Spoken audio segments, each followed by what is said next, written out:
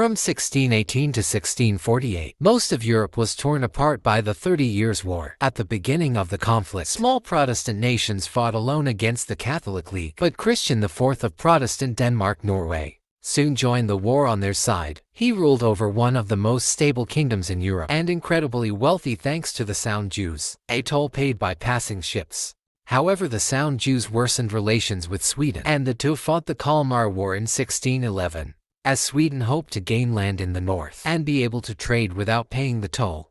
Denmark-Norway, however, was victorious, and they continued to dominate trade in the Baltic. Plus, Sweden was also preoccupied with Poland-Lithuania ever since both of their countries were ruled by Sigismund. Sigismund was ousted as Swedish king, but his Polish successors didn't relinquish claims on the Swedish throne, and Sweden's wars against Catholic Poland undermined Christian's role as the defender of the Protestant faith. Another reason why he entered the 30 Years' War. However, with no real major ally, the Danes were defeated and left the war, but Sweden under Gustavus Adolphus took their place, defending the Protestants. He had greatly revolutionized the Swedish military and helped to turn the tide of the war, but he was killed in battle.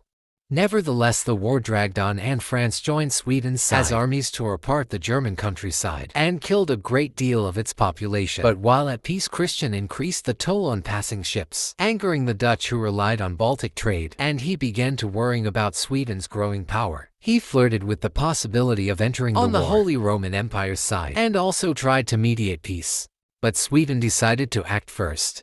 The Swedes, trying to break from Danish encirclement, ordered Torstenson to march from his position in Moravia to Holstein and launch a surprise attack on the Danes in late 1643. As he secured Jutland, over 10,000 Swedish troops occupied Scania and Halland in January 1644, pushing the Danes back into Malmö. Christian, caught completely unaware, could do little to stop the Swedes on land, but their navy was more successful as they defeated the Swedish fleet in July, stopping an invasion of Copenhagen, and he called on Norway to open up another front. But the Norwegians feared a counterattack, so initially delayed and rebuilt their fortifications in Charlottenburg.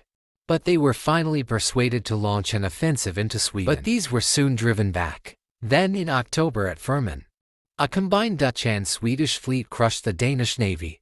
This gave the Swedes dominance at sea, and they could invade the Danish islands. But this was delayed because Matthias Gallas was leading the Holy Roman Empire's armies north. Meanwhile, the Norwegians had been enlarging their army, and under Sehested 4,000 Norwegian men attacked farmland in November and captured Sweden's border defenses. They, however, halted there temporarily, and these delays allowed the Swedes to fell trees and cut ice in frozen lakes in order to delay their advance even further. Then in December, the two sides met on the ice of Lake Bigen, and the Norwegians emerged victorious.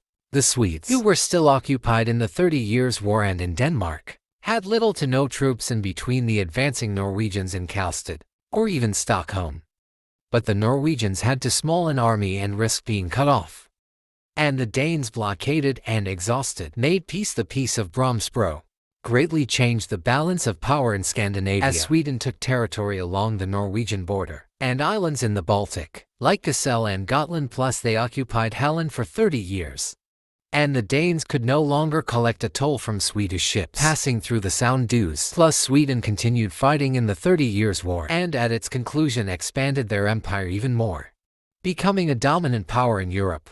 But they would soon become embroiled in the Second Northern War against the Polish-Lithuanian Commonwealth. Denmark-Norway would try to exploit this and regain its dominance in the region, but this failed, and they lost even more territory.